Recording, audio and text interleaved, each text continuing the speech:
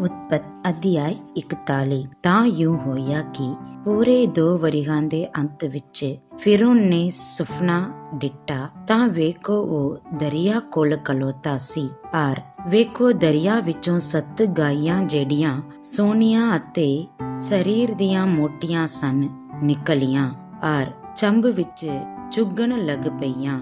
ਤਾਂ ਵੇਖੋ ਉਹਨਾਂ ਦੇ ਮਗਰੋਂ 7 ਗਾਈਆਂ ਹੋਰ ਜਿਹੜੀਆਂ ਕੁਸਹੋਣੀਆਂ ਅਤੇ ਸਰੀਰ ਵਿੱਚ ਲਿੱਸੀਆਂ ਸਨ ਦਰਿਆ ਵਿੱਚੋਂ ਨਿਕਲੀਆਂ ਔਰ ਦਰਿਆ ਦੇ ਪੱਤਨ ਉੱਤੇ ਉਹਨਾਂ ਗਾਈਆਂ ਕੋਲ ਖਲੋ ਗਈਆਂ। ਤਾਂ ਕੁਸਹੋਣੀਆਂ ਔਰ ਲਿੱਸੀਆਂ ਗਾਈਆਂ ਨੇ ਉਹਨਾਂ 7 ਸੋਹਣੀਆਂ ਔਰ ਮੋਟੀਆਂ ਗਾਈਆਂ ਨੂੰ ਨਿਗਲ ਲਿਆ। ਤਾਂ ਫਿਰੌਨ ਜਾਗ ਉੱਠਿਆ, ਉਹ ਫਿਰ ਸੋ ਗਿਆ ਔਰ ਦੂਜੀ ਵਾਰ ਸੁਪਨਾ ਡਿੱਠਾ ਔਰ ਵੇਖੋ ਮੋਟੇ ਔਰ ਚੰਗੇ 7 ਸਿੱਟੇ ਇੱਕ ਨਾੜ ਵਿੱਚੋਂ ਨਿਕਲੇ ਅਤੇ ਵੇਖੋ ਉਸ ਦੇ ਮਗਰੋਂ 7 ਸਿੱਟੇ ਪਤਲੇ ਔਰ ਪੁਰੇ ਦੀ ਹਵਾ ਦੇ ਝੁਲਸੇ ਹੋਏ ਫੁੱਟ ਪਏ ਅਤੇ ਉਹ ਪਤਲੇ ਸਿੱਟੇ ਉਹਨਾਂ 7 ਮੋਟੀਆਂ ਔਰ ਭਰੀਆਂ ਹੋਈਆਂ ਨੂੰ ਨਿਗਲ ਗਏ। ਤਾਂ ਫਿਰੌਨ ਜਾਗ ਉੱਠਿਆ ਅਤੇ ਵੇਖੋ ਇਹ ਸੁਪਨਾ ਸੀ। ਤਾਂ ਯੂੰ ਹੋਇਆ ਕਿ ਸਵੇਰੇ ਹੀ ਉਸ ਦਾ ਆਤਮਾ ਕਾਬਰ ਗਿਆ। ਤਾਂ ਉਸਨੇ ਮਿਸਰ ਦੇ ਸਾਰੇ ਜਾਦੂਗਰ ਔਰ ਸਾਰੇ ਸਿਆਣੇ ਸੱਦ ਕੱਲੇ। ਤਾਂ ਫਿਰੌਨ ਨੇ ਉਹਨਾਂ ਨੂੰ ਆਪਣਾ ਸੁਪਨਾ ਦੱਸਿਆ, ਪਰ ਕੋਈ ਵੀ ਫਿਰੌਨ ਨੂੰ ਉਹਨਾਂ ਦਾ ਅਰਥ ਨਾ ਦੱਸ ਸਕਿਆ। ਤਾਂ ਸਾਖੀਆਂ ਦੇ ਸਰਦਾਰ ਨੇ ਫਿਰੌਨ ਨਾਲ ਇਹ ਗੱਲ ਕੀਤੀ ਕਿ ਅੱਜ ਮੈਂ ਆਪਣੇ ਪਾਪ ਨੂੰ ਚੇਤੇ ਕਰਦਾ ਹਾਂ। ਫਿਰੌਨ ਆਪਣੇ ਦਾਸਾਂ ਉੱਤੇ ਗੁੱਸੇ ਹੋਇਆ ਅਤੇ ਮੈਨੂੰ ਔਰ ਸਰਦਾਰ ਰਸੋਈਏ ਨੂੰ ਜਲਾਂਦਾਂ ਦੇ ਸਰਦਾਰ ਦੇ ਘਰ ਵਿੱਚ ਕੈਦ ਕੀਤਾ, ਮੈਨੂੰ ਔਰ ਸਰਦਾਰ ਰਸੋਈਏ ਨੂੰ ਵੀ। ਤਾਂ ਅਸਾਂ ਦੋਹਾਂ ਨੇ, ਮੈਂ ਔਰ ਉਹਨੇ, ਇੱਕੋ ਰਾਤ ਸੁਪਨੇ ਵੇਖੇ। ਹਰ ਇੱਕ ਨੇ ਆਪੋ ਆਪਣੇ ਸੁਪਨੇ ਦੇ ਅਰਥ ਅਨੁਸਾਰ ਵੇਖਿਆ। ਜਲਾਂਦਾਂ ਦੇ ਸਰਦਾਰ ਦਾ ਗੁਲਾਮ ਇੱਕ ਇਬਰਾਨੀ ਜਵਾਨ ਉੱਤੇ ਸਾਡੇ ਨਾਲ ਸੀ ਅਤੇ ਅਸਾਂ ਉਸ ਨੂੰ ਦੱਸਿਆ। ਤਾਂ ਉਸਨੇ ਸਾਡੇ ਸੁਪਨਿਆਂ ਦਾ ਅਰਥ ਇੱਕ ਦੇ ਸੁਪਨੇ ਦੇ ਅਰਥ ਅਨੁਸਾਰ ਦੱਸਿਆ। ਤਾਂ ਯੂੰ ਹੋਇਆ ਕਿ ਜਿਵੇਂ ਉਸਨੇ ਸਾਨੂੰ ਉਸ ਦਾ ਅਰਥ ਦੱਸਿਆ ਤਿਵੇਂ ਹੀ ਹੋਇਆ। ਉਹਨੇ ਮੈਨੂੰ ਤਾਂ ਮੇਰੇ ਹੁੱਦੇ ਉੱਤੇ ਬਿਠਾਇਆ, ਪਰ ਉਸ ਨੂੰ ਫਾਂਸੀ ਦਿੱਤੀ। ਤਾਂ ਫਿਰੌਨ ਨੇ ਯੂਸਫ ਨੂੰ ਸੱਦ ਕੱਲਿਆ ਅਤੇ ਉਹਨਾਂ ਛੇਤੀ ਨਾਲ ਯੂਸਫ ਨੂੰ ਭੋਰੇ ਵਿੱਚੋਂ ਕੱਢਿਆ ਅਤੇ ਉਹ ਹਜਾਮਤ ਕਰਕੇ ਤੇ ਬਸਤਰ ਬਦਲ ਕੇ ਫਿਰੌਨ ਦੇ ਕੋਲ ਅੰਦਰ ਆਇਆ। ਤਾਂ ਫਿਰੌਨ ਨੇ ਯੂਸਫ ਨੂੰ ਆਖਿਆ ਕਿ ਮੈਂ ਇੱਕ ਸੁਪਨਾ ਡਿੱਠਾ ਅਤੇ ਉਸ ਦਾ ਅਰਥ ਦੱਸਣ ਵਾਲਾ ਕੋਈ ਨਹੀਂ। ਮੈਂ ਤੇਰੇ ਵਿਖੇ ਇਹ ਸੁਣਿਆ, ਤੂੰ ਸੁਪਨਾ ਸੁਣ ਕੇ ਉਸ ਦਾ ਅਰਥ ਕਰ ਸਕਦਾ ਹੈ। ਤਾਂ ਯੂਸਫ ਨੇ ਫਿਰੌਨ ਨੂੰ ਉੱਤਰ ਦਿੱਤਾ ਕਿ ਇਹ ਮੇਰੀ ਸ਼ਕਤੀ ਨਹੀਂ, ਪਰਮੇਸ਼ਰ ਹੀ ਫਿਰੌਨ ਨੂੰ ਸ਼ਾਂਤੀ ਦਾ ਉੱਤਰ ਦੇਵੇਗਾ। ਅੱਗੋਂ ਫਿਰੌਨ ਯੂਸਫ ਨੂੰ ਬੋਲਿਆ, ਵੇਖੋ ਮੈਂ ਆਪਣੇ ਸੁਪਨੇ ਵਿੱਚ ਦਰਿਆ ਦੇ ਕੰਢੇ ਉੱਤੇ ਖੜਾ ਸੀ। ਤਾਂ ਵੇਖੋ ਦਰਿਆ ਵਿੱਚੋਂ 7 ਗਾਈਆਂ ਜਿਹੜੀਆਂ ਮੋਟੀਆਂ ਔਰ ਸੋਹਣੀਆਂ ਸਨ ਨਿਕਲੀਆਂ ਔਰ ਉਹ ਚੰਬ ਵਿੱਚ ਚੁਗਣ ਲੱਗ ਪਈਆਂ। ਤਾਂ ਵੇਖੋ ਉਹਨਾਂ ਦੇ ਮਗਰੋਂ ਹੋਰ 7 ਗਾਈਆਂ ਮਾੜੀਆਂ ਔਰ ਰੂਪ ਵਿੱਚ ਅਤ ਕੁਸ਼ੋਣੀਆਂ ਔਰ ਲਿੱਸੀਆਂ ਨਿਕਲ ਆਈਆਂ। ਅਜਿਹੀਆਂ ਕੁਸ਼ੋਣੀਆਂ ਮੈਂ ਮਿਸਰ ਦੇ ਸਾਰੇ ਦੇਸ਼ ਵਿੱਚ ਕਦੀ ਨਹੀਂ ਵੇਖੀਆਂ। ਤਾਂ ਉਹ ਲਿੱਸੀਆਂ ਔਰ ਕੁਸ਼ੋਣੀਆਂ ਗਾਈਆਂ ਪਹਿਲੀਆਂ 7 ਮੋਟੀਆਂ ਗਾਈਆਂ ਨੂੰ ਖਾ ਗਈਆਂ। ਉਹ ਉਹਨਾਂ ਦੇ ਅੰਦਰ ਗਈਆਂ, ਪਰ ਮਾਲੂਮ ਨਾ ਹੋਇਆ ਭਈ ਉਹ ਉਹਨਾਂ ਦੇ ਅੰਦਰ ਗਈਆਂ ਵੀ ਹਨ, ਸਗੋਂ ਉਹ ਅੱਗੇ ਵਰਗੀਆਂ ਹੀ ਕੁਸ਼ੋਣੀਆਂ ਰਹੀਆਂ। ਤਦ ਮੈਂ ਜਾਗ ਉੱਠਿਆ, ਫਿਰ ਮੈਂ ਆਪਣੇ ਸੁਪਨੇ ਵਿੱਚ ਡਿੱਠਾ ਅਤੇ ਵੇਖੋ ਇੱਕ ਨਾੜ ਵਿੱਚੋਂ ਭਰੇ ਹੋਏ 7 ਚੰਗੇ ਸਿੱਟੇ ਨਿਕਲੇ ਅਤੇ ਵੇਖੋ 7 ਸਿੱਟੇ ਕੁਮਲਾਏ ਹੋਏ ਅਤੇ ਪਤਲੇ ਔਰ ਪੁਰੇ ਦੀ ਹਵਾ ਨਾਲ ਝੁਲਸੇ ਹੋਏ ਉਹਨਾਂ ਦੇ ਪਿੱਛੋਂ ਫੁੱਟ ਪਏ ਤਾਂ ਉਹਨਾਂ ਪਤਲੀਆਂ ਸਿੱਟੀਆਂ ਨੇ ਚੰਗੀਆਂ 7 ਸਿੱਟੀਆਂ ਨੂੰ ਨਿਗਲ ਲਿਆ। ਮੈਂ ਇਹ ਜਾਦੂਗਰਾਂ ਨੂੰ ਆਖਿਆ, ਪਰ ਕੋਈ ਮੈਨੂੰ ਦੱਸ ਨਾ ਸਕਿਆ। ਯੂਸਫ ਨੇ ਫਿਰੌਨ ਨੂੰ ਆਖਿਆ ਕਿ ਫਿਰੌਨ ਦਾ ਸੁਪਨਾ ਇੱਕੋ ਹੀ ਹੈ। ਪਰਮੇਸ਼ਰ ਜੋ ਕੁਝ ਕਰਨ ਵਾਲਾ ਹੈ ਉਹ ਫਿਰੌਨ ਨੂੰ ਦੱਸਿਆ ਹੈ। ਇਹ 7 ਚੰਗੀਆਂ ਗਾਈਆਂ 7 ਵਰੇ ਹਨ ਅਤੇ ਇਹ 7 ਚੰਗੇ ਸਿੱਟੇ ਵੀ 7 ਵਰੇ ਹਨ।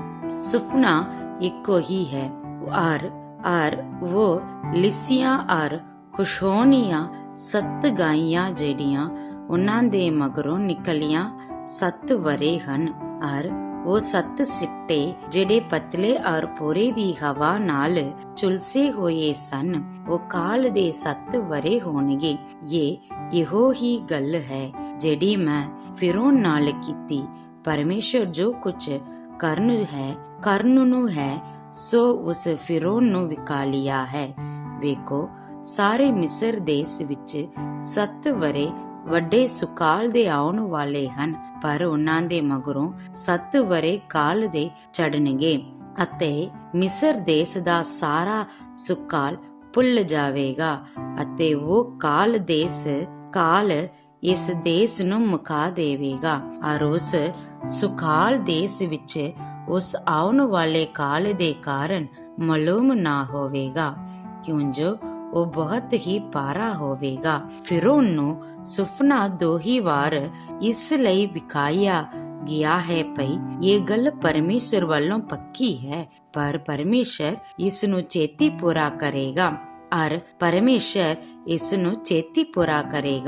ਹੁਣ ਫਿਰੌਨ ਇੱਕ ਸਿਆਣੇ ਔਰ ਬੁੱਧੀਮਾਨ ਮਨੁੱਖ ਨੂੰ ਲੱਭੇ ਔਰ ਉਸ ਨੂੰ ਮਿਸਰ ਦੇਸ਼ ਉੱਤੇ ਠਹਿਰਾਵੇ।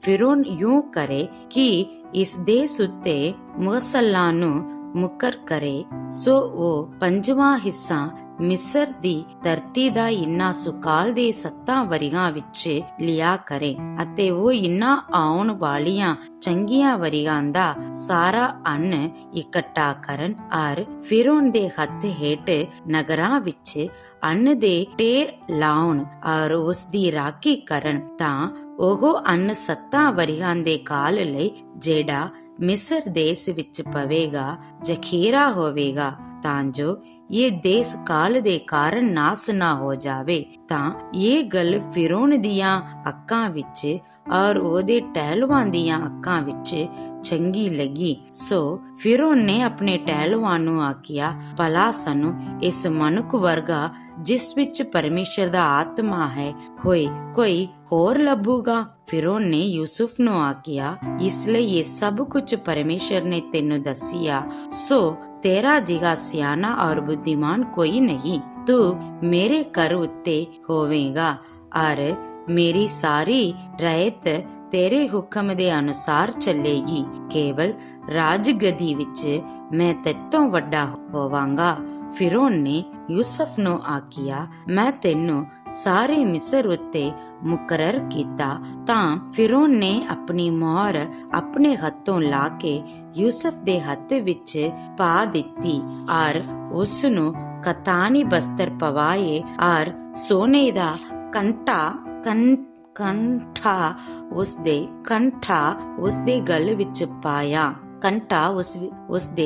ਵਿੱਚ ਪਾਇਆ ਔਰ ਉਸਨੇ ਉਸਨੂੰ ਆਪਣੇ ਤੋਂ ਦੂਜੇ ਦਰਜੇ ਦੇ ਰੱਥ ਵਿੱਚ ਬਿਠਾਇਆ ਅਤੇ ਉਹਨਾਂ ਨੇ ਉਸ ਅੱਗੇ ਡੌਂਡੀ ਪਿਟਾਈ ਕਿ ਗੋਡੇ ਨਿਵਾਵੋ। ਯੂੰ ਉਸਨੇ ਉਸਨੂੰ ਸਾਰੇ ਮਿਸਰ ਦੇਸ਼ ਉੱਤੇ ਮੁਕਰਰ ਕੀਤਾ। ਫਿਰੌਨ ਨੇ ਯੂਸਫ ਨੂੰ ਆਖਿਆ, ਮੈਂ ਫਿਰੌਨ ਹਾਂ ਔਰ ਤੇਰੇ ਬਿਨਾ ਮਿਸਰ ਦੇ ਸਾਰੇ ਦੇਸ਼ ਵਿੱਚ ਕੋਈ ਮਨੁੱਖ ਆਪਣਾ ਹੱਥ ਪੈਰ ਨਹੀਂ ਹਿਲਾਵੇਗਾ। ਫਿਰੌਨ ਨੇ ਯੂਸਫ ਦਾ ਨਾਮ ਸਾਫਨਤ ਪਾਨਾਇਆ ਰੱਖਿਆ ਔਰ ਉਸਨੂੰ ਉਹਨਾਂ ਦੀ ਪੁਜਾਰੀ ਪੋਟੀਫਰਾ ਦੀ ਧੀ ਆਸਨਤ ਵਿਆਹ ਦਿੱਤੀ ਅਤੇ ਯੂਸਫ ਮਿਸਰ ਦੇਸ਼ ਵਿੱਚ ਫਿਰਿਆ। ਜਦੋਂ ਯੂਸਫ ਮਿਸਰ ਦੇ ਰਾਜਾ ਫਿਰੌਨ ਦੇ ਸਨਮੁਖ ਖੜਾ ਹੋਇਆ ਤਾਂ 30 ਵਰਿਆਂ ਦਾ ਸੀ ਔਰ ਯੂਸਫ ਨੇ ਫਿਰੌਨ ਦੇ ਹਜ਼ੂਰੋਂ ਨਿਕਲ ਕੇ ਮਿਸਰ ਦੇ ਸਾਰੇ ਦੇਸ਼ ਵਿੱਚ ਦੌਰਾ ਕੀਤਾ ਅਤੇ ਸੁਕਾਲ ਦੇ 7 ਵਰਿਆਂ ਵਿੱਚ ਧਰਤੀ ਉੱਤੇ ਕਨੇਰੀ ਫਸਲ ਹੋਈ। ਤਾਂ ਉਸਨੇ ਉਹਨਾਂ 7 ਵਰਿਹਾਂ ਵਿੱਚ ਜੋ ਮਿਸਰ ਦੇਸ਼ ਉੱਤੇ ਆਏ ਸਨ ਅੰਨ ਇਕੱਠਾ ਕੀਤਾ ਔਰ ਨਗਰਾਂ ਵਿੱਚ ਉਹ ਅੰਨ ਰੱਖਿਆ ਔਰ ਹਰ ਇੱਕ ਨਗਰ ਦੇ ਨੇੜੇ ਤੇੜੇ ਦੇ ਖੇਤਾਂ ਦਾ ਅੰਨ ਉਸੇ ਨਗਰ ਵਿੱਚ ਰੱਖਿਆ। ਸੋ ਯੂਸਫ ਨੇ ਢੇਰ ਸਾਰਾ ਅੰਨ ਸਮੁੰਦਰ ਦੀ ਰੇਤ ਵਾਂਗ ਜਮਾ ਕੀਤਾ ਅਤੇ ਉਹ ਇੰਨਾ ਵਧਿਕ ਸੀ ਕਿ ਉਹਨਾਂ ਨੇ ਲੇਖਾ ਕਰਨਾ ਛੱਡ ਦਿੱਤਾ, ਕਿਉਂ ਜੋ ਉਹ ਲੇਖਿਓਂ ਬਾਹਰ ਸੀ। ਯੂਸਫ ਦੇ 2 ਪੁੱਤਰ ਕਾਲ ਦੇ ਸਮੇਂ ਤੋਂ ਪਹਿਲਾਂ ਜੰਮੇ, ਜਿਨ੍ਹਾਂ ਨੂੰ ਹੁਣ ਦੀ ਪੁਜਾਰੀ ਪੋਟੀਫਰਾ ਦੀ ਧੀ ਆਸਨਤ ਜਨੀ। ਤਾਂ ਯੂਸਫ ਨੇ ਪਲੋਟੇ ਦਾ ਨਾਮ ਮਨਸਾ ਰੱਖਿਆ, ਕਿਉਂ ਜੋ ਉਸਨੇ ਆਖਿਆ ਕਿ ਮੈਤੋਂ ਪਰਮੇਸ਼ਰ ਨੇ ਮੇਰੇ ਕਸ਼ਟ ਔਰ ਮੇਰੇ ਪਿਤਾ ਦਾ ਕਰ ਭੁਲਾ ਦਿੱਤਾ। ਦੂਜੇ ਦਾ ਨਾਮ ਇਹ ਕਹਿ ਕੇ ਇਫਰਾਇਮ ਰੱਖਿਆ ਕਿ ਪਰਮੇਸ਼ਰ ਨੇ ਮੈਨੂੰ ਮੇਰੇ ਦੁੱਖ ਦੇ ਦੇਸ਼ ਵਿੱਚ ਫਲਦਾਰ ਬਣਾਇਆ। ਸੁਕਾਲ ਦੇ 7 ਵਰੇ ਜਿਹੜੇ ਮਿਸਰ ਦੇਸ਼ ਉੱਤੇ ਆਏ ਮੁੱਕ ਗਏ, ਜਾਂ ਕਾਲ ਦੇ 7 ਵਰੇ ਆਉਣ ਲੱਗੇ ਜਿਵੇਂ ਯੂਸੁਫ ਨੇ ਆਖਿਆ ਸੀ। ਤਾਂ ਸਾਰਿਆਂ ਦੇਸ਼ਾਂ ਵਿੱਚ ਕਾਲ ਸੀ, ਪਰ ਸਾਰੇ ਮਿਸਰ ਦੇਸ਼ ਵਿੱਚ ਰੋਟੀ ਸੀ। ਜਦ ਮਿਸਰ ਦਾ ਸਾਰਾ ਦੇਸ਼ ਭੁੱਖਾ ਮਰਨ ਲੱਗਾ ਤਾਂ ਲੋਕ ਫਿਰੌਨ ਅੱਗੇ ਰੋਟੀ ਲਈ ਦੁਹਾਈ ਦੇਣ ਲੱਗੇ। ਤਾਂ ਫਿਰੌਨ ਨੇ ਸਾਰੇ ਮਿਸਰੀਆਂ ਨੂੰ ਆਖਿਆ, ਭਈ ਯੂਸਫ ਕੋਲ ਜਾਓ ਔਰ ਜੋ ਕੁਝ ਉਹ ਆਕੇ ਸੋ ਕਰੋ। ਸਾਰੀ ਧਰਤੀ ਉੱਤੇ ਕਾਲ ਸੀ। ਤਾਂ ਯੂਸਫ ਨੇ ਸਾਰੇ ਮੋਦੀ ਖਾਨੇ ਖੋਲ ਕੇ ਮਿਸਰੀਆਂ ਕੋਲ ਅੰਨ ਵੇਚਿਆ, ਕਿਉਂ ਜੋ ਮਿਸਰ ਦੇਸ਼ ਵਿੱਚ ਕਾਲ ਬਹੁਤ ਸਖਤ ਹੋ ਗਿਆ ਅਤੇ ਸਾਰਾ ਸੰਸਾਰ ਯੂਸਫ ਦੇ ਕੋਲੋਂ ਅੰਨ ਵਿਆਜਨ ਮਿਸਰ ਵਿੱਚ ਆਉਣ ਲੱਗਾ, ਕਿਉਂ ਜੋ ਸਾਰੀ ਪ੍ਰਿਥਵੀ ਉੱਤੇ ਕਾਲ ਬਹੁਤ ਸਖਤ ਸੀ। ਦੂਜੀ ਸਾਮੂਏਲ ਦੀ ਪੋਥੀ ਅਧਿਆਇ 1। ਸਾਊਲ ਦੇ ਮਰਨ ਦੇ ਮਗਰੋਂ ਯੂ ਹੋਇਆ ਜਾਂ ਦਾਊਦ ਅਮਲੇਕੀਆਂ ਨੂੰ ਵੱਢ ਕੇ ਮੁੜਿਆ ਅਤੇ ਦਾਊਦ ਸਿਕਲਗ ਵਿੱਚ 2 ਦਿਨ ਰਿਹਾ ਸੀ। ਤਾਂ ਤੀਜੇ ਦਿਨ ਅਜਿਹਾ ਹੋਇਆ ਜੋ ਵੇਖੋ ਇੱਕ ਜਨਾ ਸਾਊਲ ਦੀਆਂ ਡੇਰੀਆਂ ਵੱਲੋਂ ਲੀੜੇ ਪਾੜੇ ਹੋਏ ਅਤੇ ਸਿਰ ਉੱਤੇ ਕੇ ਪਾਈ ਹੋਈ ਆਇਆ। ਅਤੇ ਅਜਿਹਾ ਹੋਇਆ ਭਈ ਜਿਸ ਵੇਲੇ ਦਾਊਦ ਦੇ ਕੋਲ ਅੱਪੜਿਆ ਤਾਂ ਧਰਤੀ ਉੱਤੇ ਡਿੱਗਾ ਅਤੇ ਡੌਂਡਤ ਕੀਤੀ। ਦਾਊਦ ਨੇ ਉਸਨੂੰ ਆਖਿਆ, ਤੂੰ ਕਿੱਥੋਂ ਆਉਂਦਾ ਹੈ? ਉਸਨੇ ਉਹਨੂੰ ਆਖਿਆ, ਮੈਂ ਇਸਰਾਏਲ ਦੀਆਂ ਡੇਰੀਆਂ ਵਿੱਚੋਂ ਭੱਜ ਨਿਕਲਿਆ ਹਾਂ। ਤਦ ਦਾਊਦ ਨੇ ਉਸਨੂੰ ਪੁੱਛਿਆ, ਕੀ ਗੱਲ ਹੋਈ? ਮੈਨੂੰ ਦੱਸ ਤਾਂ ਸਹੀ। ਉਸਨੇ ਆਖਿਆ, ਲੋਕ ਲੜਾਈ ਵਿੱਚੋਂ ਨੱਟ ਗਏ ਅਤੇ ਕਈ ਡਿੱਗ ਪਏ ਅਤੇ ਮਰ ਵੀ ਗਏ ਅਤੇ ਸਾਊਲ ਔਰ ਉਹਦਾ ਪੁੱਤਰ ਯੋਨਤਾਨ ਵੀ ਮਰ ਗਏ। ਤਦ ਦਾਊਦ ਨੇ ਉਸ ਗੱਭਰੂ ਨੂੰ, ਜਿਸਨੇ ਉਹਨੂੰ ਇਹ ਦੱਸਿਆ ਸੀ, ਆਖਿਆ, ਤੂੰ ਕਿੱਕਰ ਜਾਣਦਾ ਹੈ? ਸੋ ਜੋ ਸਾਊਲ ਔਰ ਉਹਦਾ ਪੁੱਤਰ ਯੋਨਤਾਨ ਮਰ ਗਏ ਹਨ। ਉਸ ਜਵਾਨ ਨੇ ਜੋ ਉਹਨੂੰ ਦੱਸਦਾ ਸੀ ਆਖਿਆ, ਸੰਜੋਗ ਨਾਲ ਮੈਂ ਗਿਲਬੋਆ ਦੇ ਪਹਾੜ ਵਿੱਚ ਸਾਂ ਅਤੇ ਵੇਖੋ ਉਸ ਵੇਲੇ ਸਾਊਲ ਆਪਣੀ ਬਰਜੀ ਉੱਤੇ ਟਾਸਨਾ ਲਾਈ ਪਿਆ ਸੀ ਅਤੇ ਵੇਖੋ ਰੱਦ ਅਤੇ ਕੋੜ ਚੜੇ ਵੱਡੇ ਜ਼ੋਰ ਨਾਲ ਉਹਦੇ ਮਗਰ ਲੱਗੇ ਹੋਏ ਸਨ ਅਤੇ ਉਹਨੇ ਆਪਣੇ ਮਗਰ ਵੇਖ ਕੇ ਜਾਂ ਮੈਨੂੰ ਡਿੱਠਾ ਤਾਂ ਮੈਨੂੰ ਸੱਦਿਆ। ਮੈਂ ਆਖਿਆ, ਜੀ ਮੈਂ ਹਾਜ਼ਰ ਹਾਂ। ਸੋ ਉਸਨੇ ਮੈਨੂੰ ਆਖਿਆ, ਤੂੰ ਕੌਣ ਹੈ? ਮੈਂ ਉਸਨੂੰ ਆਖਿਆ, ਮੈਂ ਅਮਲੇਕੀ ਹਾਂ। ਫਿਰ ਉਸਨੇ ਮੈਨੂੰ ਆਖਿਆ, ਮੇਰੇ ਕੋਲ ਖਲੋ ਕੇ ਮੈਨੂੰ ਵੱਢ ਸੁੱਟ, ਕਿਉਂ ਜੋ ਮੈਂ ਵੱਡੀ ਪੀੜ ਵਿੱਚ ਹਾਂ ਅਤੇ ਪ੍ਰਾਣ ਅਜੇ ਤੱਕ ਵੀ ਮੇਰੇ ਵਿੱਚ ਹਨ। ਤਦ ਮੈਂ ਉਸ ਦੇ ਉੱਤੇ ਖਲੋ ਕੇ ਉਸ ਨੂੰ ਵੱਢ ਸੁੱਟਿਆ ਅਤੇ ਕਿਉਂ ਜੋ ਮੈਂ ਜਾਣਦਾ ਸਾਂ ਪਈ ਹੁਣ ਜਿਹੜਾ ਇਹ ਡਿੱਗਾ ਹੈ ਸੋ ਬਚੇਗਾ ਨਹੀਂ। ਅਤੇ ਮੈਂ ਉਹਦੇ ਸਿਰ ਦਾ ਮੁਕਟ ਅਤੇ ਉਹਦਾ ਕੰਗਣ ਜੋ ਉਸ ਦੀ ਬਾਹ ਵਿੱਚ ਸੀ ਲਾ ਲਿਆ। ਸੋ ਮੈਂ ਉਹਨਾਂ ਨੂੰ ਆਪਣੇ ਮਹਾਰਾਜ ਕੋਲ ਲੈ ਆਇਆ ਹਾਂ। ਤਦ ਦਾਊਦ ਨੇ ਆਪਣੇ ਲੀੜੇ ਫੜ ਕੇ ਪਾੜੇ ਅਤੇ ਸਾਰਿਆਂ ਲੋਕਾਂ ਨੇ ਵੀ ਜੋ ਉਹਦੇ ਨਾਲ ਸਨ ਅਜਿਹਾ ਹੀ ਕੀਤਾ ਅਤੇ ਉਹ ਰੋਏ ਪਿੱਟੇ ਅਤੇ ਉਹਨਾਂ ਨੇ ਸੌਲ ਔਰ ਉਸ ਦੇ ਪੁੱਤਰ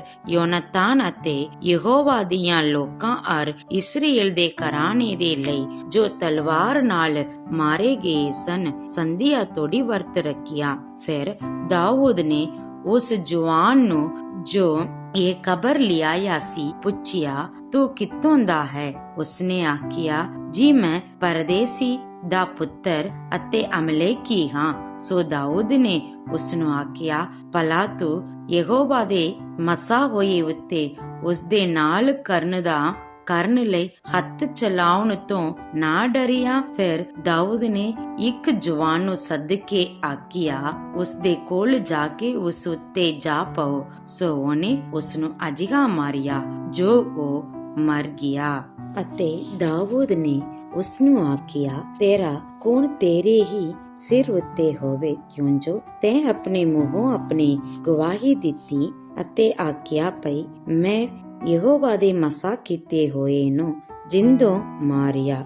ਦਾਊਦ ਨੇ ਸੌਲ ਅਤੇ ਉਸ ਦੇ ਪੁੱਤਰ ਯੋਨਾਤਾਨ ਉੱਤੇ ਇਹ ਵੈਨ ਪਾ ਕੇ ਸਿਆਪਾ ਕੀਤਾ ਅਤੇ ਉਹਨੇ ਉਹਨਾਂ ਯਹੂਦੀਆਂ ਨੂੰ ਕਮਾਨ ਦਾ ਗੀਤ ਸਿਖਾਉਣ ਦੀ ਆਗਿਆ ਦਿੱਤੀ। ਵੇਖ, ਉਹ ਯਾਸਰ ਦੀ ਪੋਥੀ ਵਿੱਚ ਲਿਖਿਆ ਹੋਇਆ ਹੈ, ਹੇ ਇਸਰਾਏਲ, ਤੇਰਾ ਸੁਹੱਪਨ ਤੇਰੀਆਂ ਉੱਚੀਆਂ ਤਾਵਾਂ ਉੱਤੇ ਮਾਰਿਆ ਗਿਆ। ਹਾਏ, ਸੂਰਬੀਰ ਕਿੱਕਰ ਡਿੱਗ ਪਏ, ਗੱਦ ਵਿੱਚ ਕਬਰ ਨਾ ਦੱਸੋ, ਅਸਕਲੋਨ ਦੀਆਂ ਗਲੀਆਂ ਵਿੱਚ ਨਾ ਡੌਂਡੀ ਫਿਰੋ।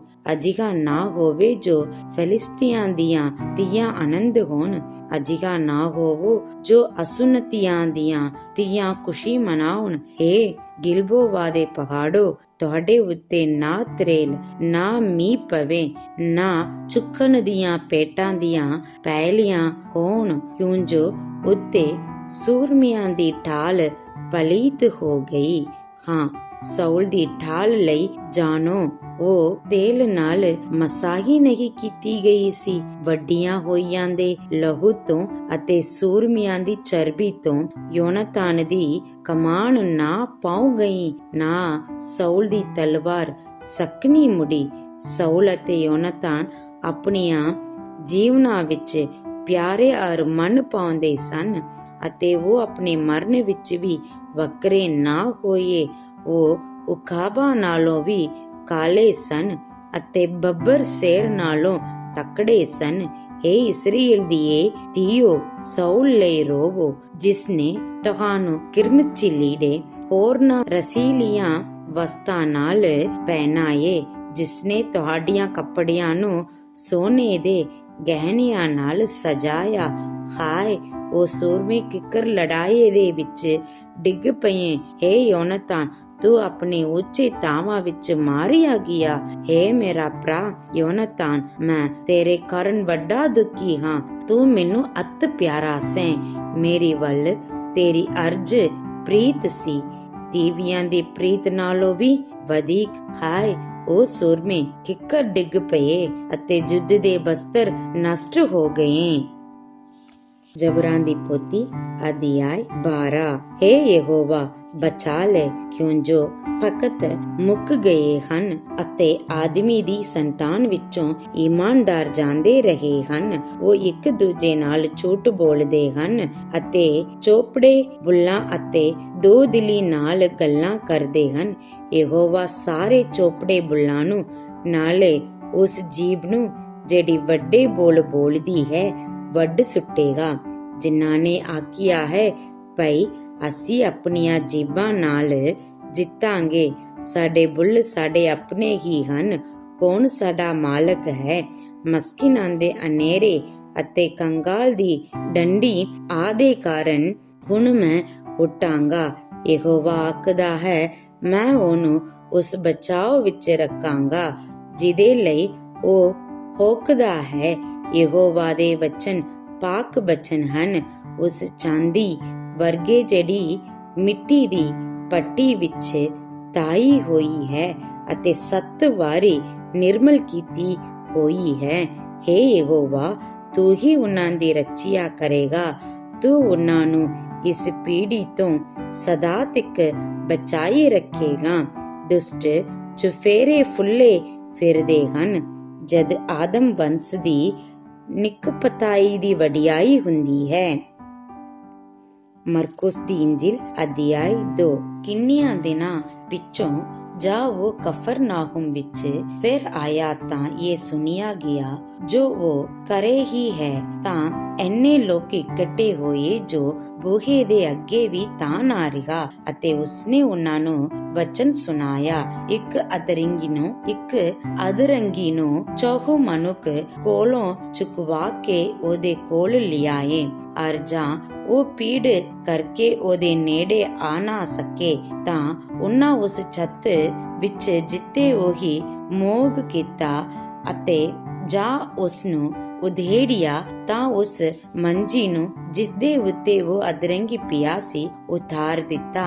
ਅਤੇ ਯਿਸੂ ਨੇ ਉਹਨਾਂ ਦੀ ਨੀਚਾ ਵੇਖ ਕੇ ਉਸ ਅਧਰੰਗੀ ਨੂੰ ਕਿਹਾ, ਹੇ ਪੁੱਤਰ, ਤੇਰੇ ਪਾਪ ਮਾਫ ਕੀਤੇ ਹੋਏ। ਪਰ ਕਈ ਗਿਣਤੀ ਉੱਤੇ ਬੈਠੇ ਆਪਣੇ ਮਨਾਂ ਵਿੱਚ ਵਿਚਾਰ ਕਰਨ ਲੱਗੇ, ਭਾਈ ਇਹ ਕਿਉਂ ਇਸ ਤਰ੍ਹਾਂ ਬੋਲਦਾ ਹੈ, ਇਹ ਕੁਫਰ ਬਕਦਾ ਹੈ। ਇੱਕ ਪਰਮੇਸ਼ਰ ਦੇ ਬਿਨਾਂ ਹੋਰ ਕੌਣ ਪਾਪ ਮਾਫ ਕਰ ਸਕਦਾ ਹੈ? ਅਤੇ ਉਵੇਂ ਯਿਸੂ ਨੇ ਆਪਣੇ ਆਤਮਾ ਨਾਲ ਜਾਣ ਕੇ ਜੋ ਉਹ ਆਪਣੇ ਮਨਾਂ ਵਿੱਚ ਯੂੰ ਵਿਚਾਰ ਕਰਦੇ ਹਨ ਉਹਨਾਂ ਨੂੰ ਕਿਹਾ, ਤੁਸੀਂ ਕਾਹਨੂੰ ਆਪਣੇ ਮਨਾਂ ਵਿੱਚ ਅਜਿਹਾ ਵਿਚਾਰ ਕਰਦੇ ਹਨ? ਕਿਹੜੀ ਗੱਲ ਸੁਖਾਲੀ ਹੈ ਇਸ ਅਧਰੰਗੀ ਨੂੰ ਇਹ ਕਹਿਣਾ ਜੋ ਤੇਰੇ ਪਾਪ ਮਾਫ ਹੋਏ, ਜਾਂ ਇਹ ਕਹਿਣਾ ਉੱਠ ਅਤੇ ਆਪਣੀ ਮੰਜੀ ਚੁੱਕ ਕੇ ਤੁਰ? ਪਰ ਇਸ ਲਈ ਜੋ ਤੁਸੀਂ ਜਾਣੋ ਪਈ ਮਨੁੱਖ ਦੇ ਪੁੱਤਰ ਨੂੰ ਧਰਤੀ ਉੱਤੇ ਪਾਪ ਮਾਫ ਕਰਨ ਦਾ ਇਖਤਿਆਰ ਹੈ। ਉਹਨੇ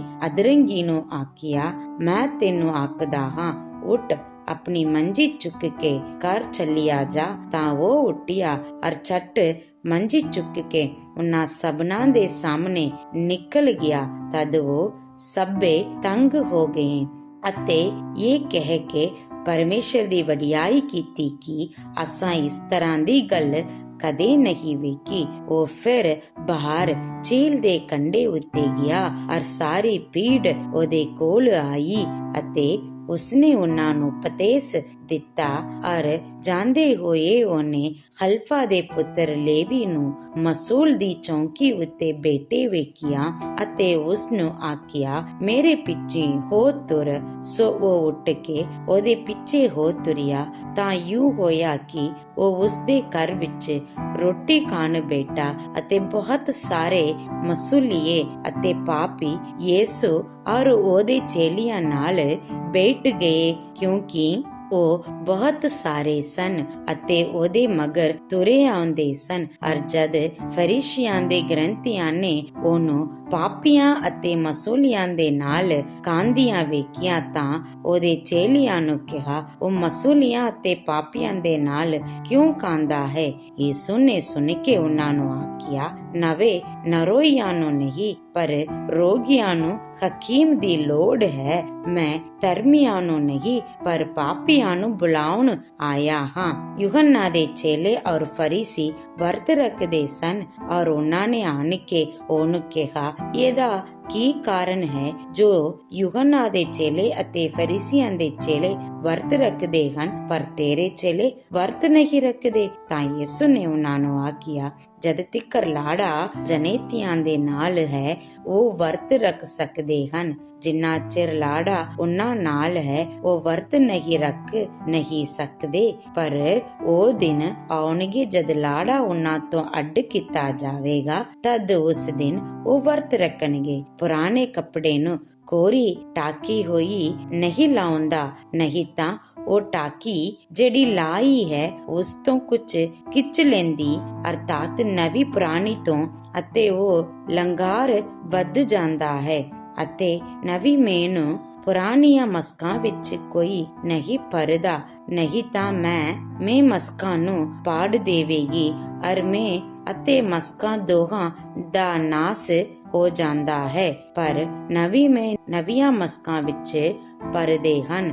ਤਾਂ ਯੂ ਹੋਇਆ ਜੋ ਉਹ ਸਬਤ ਦੇ ਦਿਨ ਪਹਿਲਿਆਂ ਵਿੱਚੋਂ ਦੀ ਲੰਘਦਾ ਸੀ ਔਰ ਉਹਦੇ ਚੇਲੇ ਰਾਹ ਚੱਲਦੇ ਸਿੱਟੇ ਤੋੜਨ ਲੱਗੇ ਅਤੇ ਫਰੀਸੀਆਂ ਨੇ ਉਹਨੂੰ ਕਿਹਾ, ਵੇਖ ਇਹ ਸਬਤ ਦੇ ਦਿਨ ਉਹ ਕੰਮ ਕਿਉਂ ਕਰਦੇ ਹਨ? ਜਿਹੜਾ ਕਰਨਾ ਯੋਗ ਨਹੀਂ ਹੈ। ਉਸਨੇ ਉਹਨਾਂ ਨੂੰ ਕਿਹਾ, ਭਲਾ ਤੁਸਾਂ ਕਦੇ ਇਹ ਨਹੀਂ ਪੜਿਆ ਪਈ ਦਾਊਦ ਨੇ ਕੀ ਕੀਤਾ ਜਦੋਂ ਉਹਨੂੰ ਲੋੜ ਸੀ ਅਤੇ ਉਹ ਅਤੇ ਉਹਦੇ ਸਾਥੀ ਭੁੱਖੇ ਸਨ। ਜੋ ਉਹ ਕਿੱਕਰ ਸਰਦਾਰ ਜਾਜਕ ਅਬਿਆਤਾਰ ਦੇ ਸਮੇਂ ਪਰਮੇਸ਼ਰ ਦੇ ਘਰ ਵਿੱਚ ਗਿਆ ਅਤੇ ਚੜਾਵੇ ਦੀਆਂ ਰੋਟੀਆਂ ਖਾਧੀਆਂ, ਜਿਨ੍ਹਾਂ ਦਾ ਖਾਣਾ ਜਾਜਕਾਂ ਦੇ ਬਿਨਾਂ ਹੋਰ ਕਿਸੇ ਨੂੰ ਯੋਗ ਨਹੀਂ, ਔਰ ਆਪਣੇ ਸਾਥੀਆਂ ਨੂੰ ਵੀ ਦਿੱਤੀਆਂ। ਉਸਨੂੰ ਉਹਨਾਂ ਨੂੰ ਆਖਿਆ, ਸ਼ਬਦ ਦਾ ਦਿਨ ਮਨੁੱਖ ਦੀ ਖਾਤਰ ਬਣਿਆ ਹੈ, ਨਾ ਕਿ ਮਨੁੱਖ ਸ਼ਬਦ ਦੀ ਖਾਤਰ। ਇਸ ਲਈ ਮਨੁੱਖ ਦਾ ਪੁੱਤਰ ਸ਼ਬਦ ਦੇ ਦਿਨ ਦਾ ਵੀ ਮਾਲਕ ਹੈ। ਆਮੀਨ ਆਮੀਨ। ਸਭਨਾਂ ਨੂੰ ਪਿਆਰ ਭਰੀ ਜੈ ਮਸੀਹ ਦੀ। ਅੱਜ ਜੋ ਆਪਾਂ ਵਚਨ ਪੜਿਆ ਸੀ ਉਸ ਵਿੱਚੋਂ ਕੁਝ ਗੱਲਾਂ ਨੂੰ ਧਿਆਨ ਕਰਾਂਗੇ। ਉਤਪਤ ਦੇ ਕਿਤਾਬ ਅਧਿਆਇ 41 ਇਸ ਵਿੱਚ ਆਪਾਂ ਵੇਖਦੇ ਹਾਂ ਫਿਰੌਨ ਨੂੰ ਪਰਮੇਸ਼ਰ ਸੁਪਨਾ ਦਿੰਦਾ ਅਤੇ ਉਸ ਸੁਪਨਾ ਦੇ ਅਰਥ ਨੂੰ ਫਿਰੌਨ ਲਈ ਦੱਸਣ ਵਾਲੇ ਉਸ ਦੇਸ਼ ਵਿੱਚ ਕੋਈ ਨਾ ਲੱਭਦੇ। ਉਦੋਂ ਫਿਰੌਨ ਦੇ ਸਰਦਾਰ ਸਾਕੀ ਨੂੰ ਯੂਸਫ ਦੇ ਪ੍ਰਤੀ ਯਾਦ ਆਉਂਦਾ ਤਾਂ ਉਹ ਯੂਸਫ ਦੇ ਗੱਲਾਂ ਨੂੰ ਫਿਰੌਨ ਨੂੰ ਦੱਸ ਦਿੰਦਾ। ਤਾਂ ਫਿਰੌਨ ਯੂਸਫ ਨੂੰ ਉਸ ਕੈਦਖਾਨੇ ਵਿੱਚੋਂ ਚੁੜਾ ਕੇ ਉਹਦੇ ਕੋਲ ਲੈ ਆਉਂਦਾ ਅਤੇ ਉਹਨੂੰ ਆਪਣੇ ਸੁਪਨੇ ਦਾ ਅਰਥ ਦੱਸਣ ਲਈ ਆਖਦਾ। ਉਦੋਂ ਯੂਸਫ ਉਸ ਸੁਪਨਾ ਦਾ ਅਰਥ ਵੀ ਦੱਸਦਾ ਅਤੇ ਨਾਲੇ ਉਪਾਅ ਵੀ ਉਹਨੂੰ ਦੇ ਦਿੰਦਾ।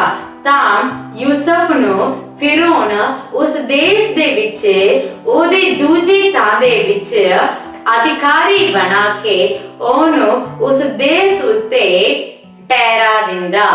ਤਾਂ ਉਸ ਦੇਸ਼ ਦੇ ਲੋਕ ਯੂਸਫ ਦੀ ਗੱਲਾਂ ਨੂੰ ਸੁਣੇ। ਜਿਸ ਪ੍ਰਕਾਰ ਉਹ ਦੱਸਦਾ ਉਸ ਪ੍ਰਕਾਰ ਉਸ ਦੇਸ਼ ਦੇ ਵਿੱਚ 7 ਸਾਲ ਤੋਂ ਬਾਅਦ ਅਕਾਲ ਆਉਂਦੀ ਏ। ਅਕਾਲ ਦੇ ਸਮਾਂ ਦੇ ਵਿੱਚ ਯੂਸਫ ਉਹਨਾਂ ਸਾਰੇ ਦੇਸ਼ਾਂ ਦੇ ਅਤੇ ਉਸ ਦੇਸ਼ ਦੇ ਆਲੇ ਦੁਆਲੇ ਰਹਿਣ ਵਾਲੇ ਹਰ ਇੱਕ ਦੇਸ਼ਾਂ ਦੇ ਅੰਨ ਵੰਡਣ ਦਾ ਇੱਕ ਕੰਮ ਨੂੰ ਲੈ ਕੇ ਵਫਾਦਾਰੀ ਨਾਲ ਕਰਦਾ ਹੋਇਆ ਇਸ ਅਧਿਆਇ ਦੇ ਵਿੱਚ ਆਪਾਂ ਵੇਖਦੇ ਹਾਂ।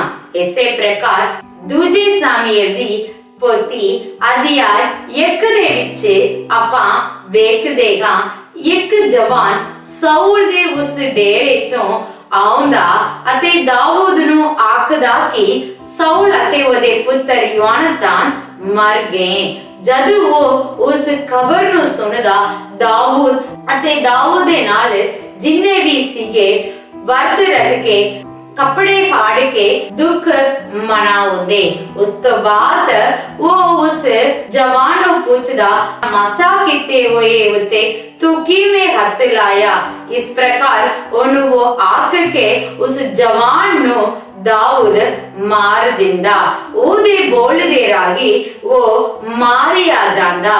ਪਰ ਦਾਊਦ ਸਾਊਲ ਅਤੇ ਯੋਨਾਤਾਨ ਦੇ ਪ੍ਰਤੀ ਇੱਕ ਬਹੁਤ ਵੱਡੇ ਗੀਤ ਅਤੇ ਦੁੱਖ ਦੀ ਵਿਲਾਪ ਇਸ ਵਿੱਚ ਲਿਖਦਾ ਅਤੇ ਬੋਲਦਾ ਹੋਇਆ ਆਪਾਂ ਇਸ ਅਧਿਆਇ ਦੇ ਵਿੱਚ ਵੇਖਦੇ ਹਾਂ। ਸਾਊਲ ਜਿੰਨੇ ਵੀ ਜ਼ਿਆਦਾ ਦਾਊਦ ਨੂੰ ਦੁਖੀ ਕੀਤਾ ਹੋਵੇ, ਫਿਰ ਵੀ ਦਾਊਦ ਨੇ ਸਾਊਲ ਦੇ ਮੌਤ ਦੇ ਵਿੱਚ ਖੁਸ਼ ਨਹੀਂ ਹੋਇਆ, ਸਗੋਂ ਉਹ ਦੁਖੀ ਹੋਇਆ। ਉਹਦੇ ਆਦਰ ਅਤੇ ਸਨਮਾਨ ਉਸ ਭਜਨ ਦੇ ਰਾਹੀਂ ਕਰਦਾ ਹੋਇਆ ਆਪਾਂ ਇਸ ਅਧਿਆਇ ਦੇ ਵਿੱਚ ਵੇਖਦੇ ਹਾਂ। ਇਸੇ ਪ੍ਰਕਾਰ ਜ਼ਬੂਰ 12 ਦੇ ਵਿੱਚ ਆਪਾਂ ਵੇਖਦੇ ਹਾਂ ਦਾਊਦ ਕਹਿੰਦਾ, ਇਸ ਧਰਤੀ ਉੱਤੇ ਕੋਈ ਵੀ ਇਮਾਨਦਾਰ ਨਹੀਂ, ਉਹ ਆਪਣੇ ਮੂੰਹੋਂ ਝੂਠ ਬੋਲਦੇ ਅਤੇ ਵੱਡੇ ਵੱਡੇ ਬੋਲਦੇ ਅਤੇ ਉਹ ਉਹਨਾਂ ਦੇ ਬੋਲ ਦੇ ਕਾਰਨ ਸੋਚਦੇ ਕਿ ਆਪਾਂ ਇਸ ਧਰਤੀ ਉੱਤੇ ਧਰਮੀਆਂ ਉੱਤੇ ਜਿੱਤ ਪ੍ਰਾਪਤ ਕਰ ਚੁੱਕੇ ਹਾਂ। ਪਰ ਉਹਨਾਂ ਨੂੰ ਇਹ ਨਹੀਂ ਪਤਾ ਉਹਨਾਂ ਦੇ ਵੱਡੇ ਬੋਲ ਦੇ ਕਾਰਨ, ਉਹਨਾਂ ਦੇ ਹੀ ਝੂਠ ਦੇ ਕਾਰਨ ਪਰਮੇਸ਼ਰ ਉਹਨਾਂ ਨੂੰ ਵੱਢ ਸੁੱਟੇਗਾ। ਇਸੇ ਪ੍ਰਕਾਰ ਆਪਾਂ ਵੇਖਦੇ ਹਾਂ ਮਰਕੁਸ ਦੀ ਇੰਜੀਲ ਅਧਿਆਇ 2 ਦੇ ਵਿੱਚ ਮਨੁੱਖ ਦਾ ਪੁੱਤਰ ਪ੍ਰਭੂ ਯਿਸੂ ਮਸੀਹ ਇੱਕ ਅਧਰੰਗੀ ਨੂੰ ਉਹਨਾਂ ਦੇ ਪਾਪਾਂ ਤੋਂ ਮਾਫ ਕਰਦਾ ਅਤੇ ਫਰੀਸੀ ਅਤੇ ਸਦੂਸੀ ਆਖਦੇ ਇਹ ਕੌਣ ਹੈ ਪਾਪਾਂ ਨੂੰ ਮਾਫ ਕਰਨ ਲਈ, ਪਰ ਪ੍ਰਭੂ ਯਿਸੂ ਮਸੀਹ ਆਖਦਾ ਹੈ ਕਿ ਮਨੁੱਖ ਦਾ ਪੁੱਤਰ ਨੂੰ ਪਾਪਾਂ ਦੀ ਮਾਫ ਕਰਨ ਦਾ ਅਧਿਕਾਰ ਹੈ।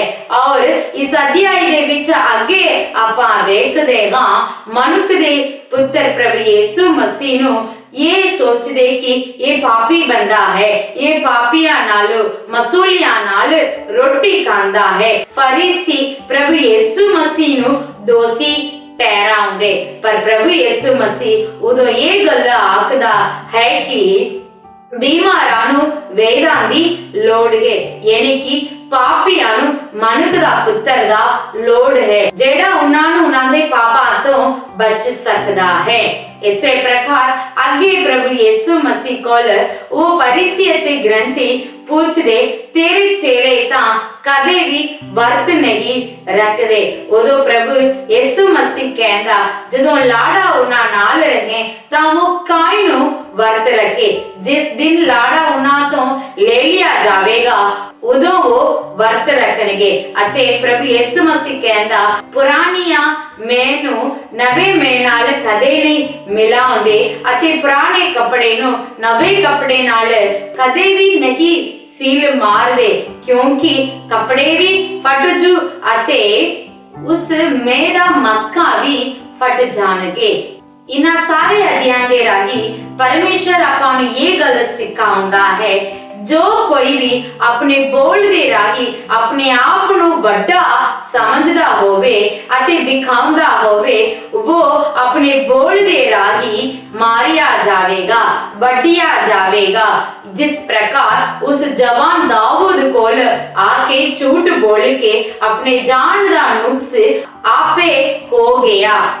ਇਸੇ ਪ੍ਰਕਾਰ ਆਪਾਂ ਵੇਖਦੇ ਹਾਂ ਯੂਸਫ ਆਪਣੇ ਬੋਲ ਦੇ ਕਾਰਨ, ਚੰਗੇ ਬੋਲ ਦੇ ਕਾਰਨ, ਚੰਗੇ ਸੁਭਾਅ ਦੇ ਕਾਰਨ ਉਹ ਉਸ ਦੇਸ਼ ਦੇ ਅਧਿਕਾਰੀ ਬਣ ਗਿਆ। ਸੋ ਪ੍ਰਭੂ ਦੇ ਪਿਆਰਿਓ, ਜਿਹੜਾ ਚੰਗਾ ਬੋਲ ਬੋਲਦਾ ਹੈ, ਚੰਗਾ ਸੋਚ ਸੋਚਦਾ ਹੈ ਅਤੇ ਨਵੀਆਂ ਗੱਲਾਂ ਨੂੰ ਪਰਮੇਸ਼ਰ ਤੋਂ ਸਿੱਖਦਾ ਹੈ ਅਤੇ ਉਹਦੇ ਅਨੁਸਾਰ ਚੱਲਦਾ ਹੈ, ਪੁਰਾਣਿਆਂ ਨੂੰ ਛੱਡ ਦਿੰਦਾ ਹੈ, ਉਹ ਹੀ ਪਰਮੇਸ਼ਰ ਦੇ ਉਸ ਰਾਜ ਦੇ ਵਿੱਚ ਇੱਕ ਵੱਡੀ ਅਧਿਕਾਰੀ ਹੋਵੇਗਾ ਅਤੇ ਲੋਕਾਂ ਨੂੰ ਅਤੇ ਪ੍ਰਭੂ ਦੇ ਰਾਜ ਨੂੰ ਉਹ ਰਾਜ ਕਰਨ ਵਾਲਾ ਹੋਵੇਗਾ।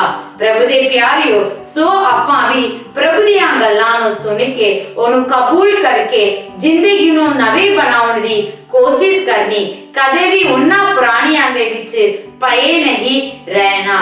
ਪ੍ਰਭੂ ਤੁਹਾਨੂੰ ਇਹਨਾਂ ਸਾਰੇ ਵਚਨਾਂ ਦੇ ਰਾਹੀਂ ਆਸੀਸ ਦੇਵੇ। ਜੈ ਮਸੀਹ ਦੀ। God bless you.